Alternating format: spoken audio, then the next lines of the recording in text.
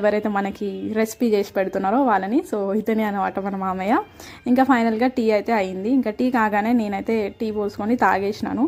తాగేసి మంచిగా రిఫ్రెష్మెంట్ అయితే వచ్చింది మా అందరికీ. ఇంకా వెంటనే మేమైతే కర్రీ స్టార్ట్ చేసినాం. ఫస్ట్ అయితే యాజ్ యూజువల్గా ఆయిల్ వేసుకోవాలి, మిర్చి వేసుకోవాలి, ఆనియన్ వేసుకోవాలి. ఇంకా కొద్దిసేపు అలా ఆనియన్స్ ఫ్రై అయ్యేదాకా వెయిట్ చేసి అందులో పసుపు ఉప్పు అయితే వేసుకోవాలన్నమాట. ఇంకా అది కొంచెం ఫ్రై అయిన తర్వాత అల్లం వెల్లుల్లి పేస్ట్ వేసుకోవాలి.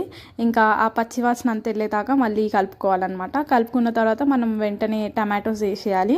ఇంకా టమాటోస్ వేసుకొని ఒక 10 minutes అట్లా టమాటాలు అంతా మంచి కుక్ అయ్యే వరకు ఉంచుకోవాలన్నమాట. ఆ తర్వాత కొంచెం చిల్లీ పౌడర్ వేసుకోవాలి. ఇవన్నీ మనకు తగినంత వేసుకోవాలి. సో ఆ తర్వాత అయితే వాటర్ పోసుకోవాలి. నేను వాటర్ పోసేటప్పుడు అయితే వీడియో తీయలేదు, మా మామయ్య తొందరలో పోసేసినాడు. సో దాని తర్వాత వాటర్ అంతా మంచిగా ఇట్లా పైకి వచ్చిన తర్వాత ఆయిల్ అంతా పైకి వచ్చిన తర్వాత మనమైతే బాయిల్ చేసుకున్న ఎగ్స్ అందులో వేసేసుకోవాలన్నమాట. ఇంకా తర్వాత స్టైల్గా ఎల్లిపాయలు అయితే వేసినాడు, ఇది ఆప్షనల్.